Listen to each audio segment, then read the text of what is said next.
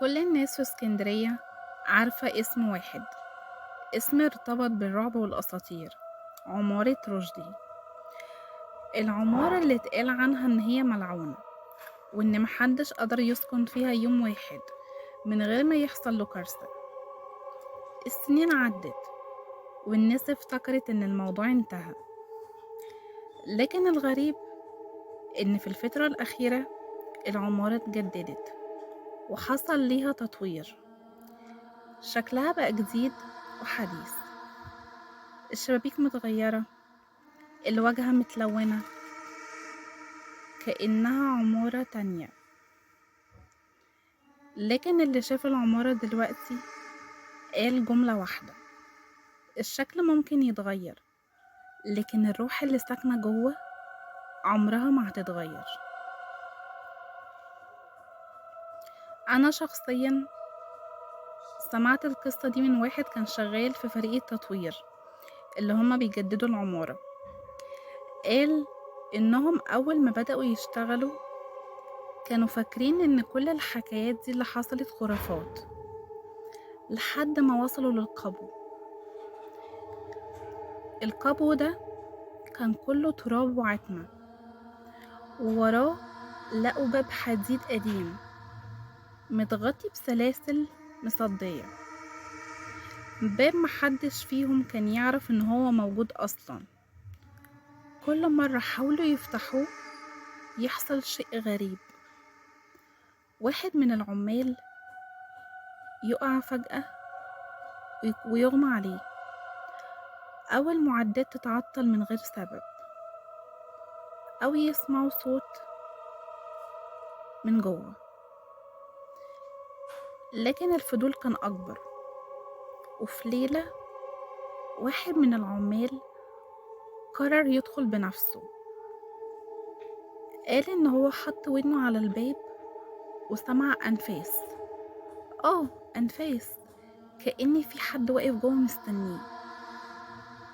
وبعد أيام قليلة الباب اتفتح، بس اللي دخله مرجعش تاني. ومن هنا بدأت حكايتي. أنا كان عندي فضول غريب، مش قادرة أقاوم إن أنا أروح وأشوف بنفسي.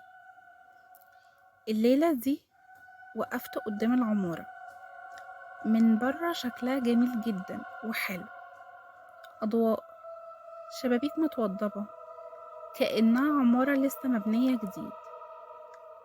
لكن وأنا واقفة حسيت بحاجة، كأن كل الشقق مضلمة إلا شباك واحد في الدور الرابع كان منور بضوء أحمر خفيف.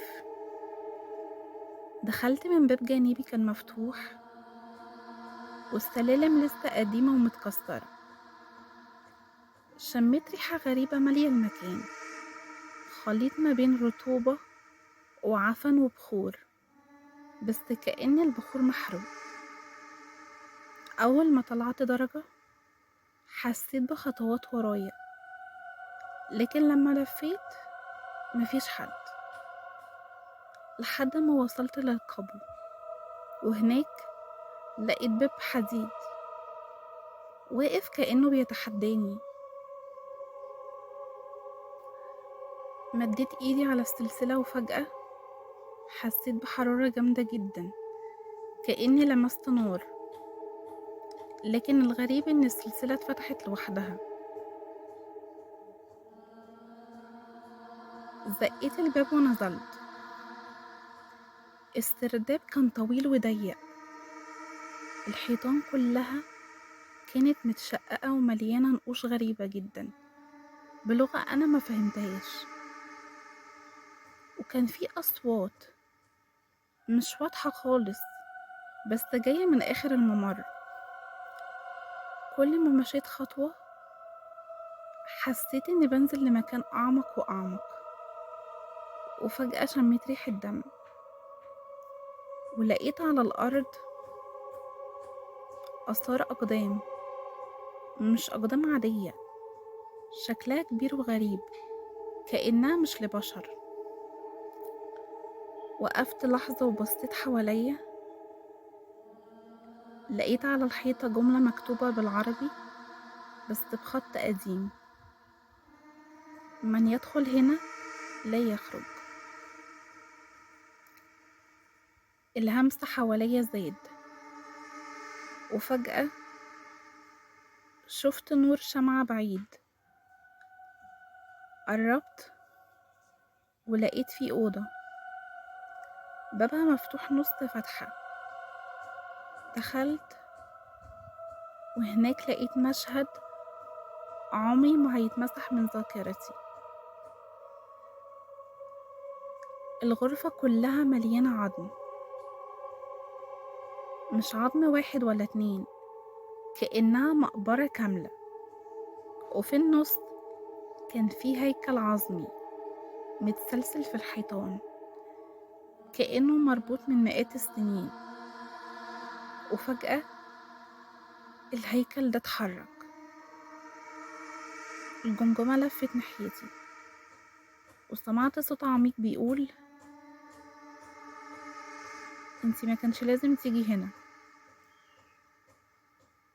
فجأة النور اتطفى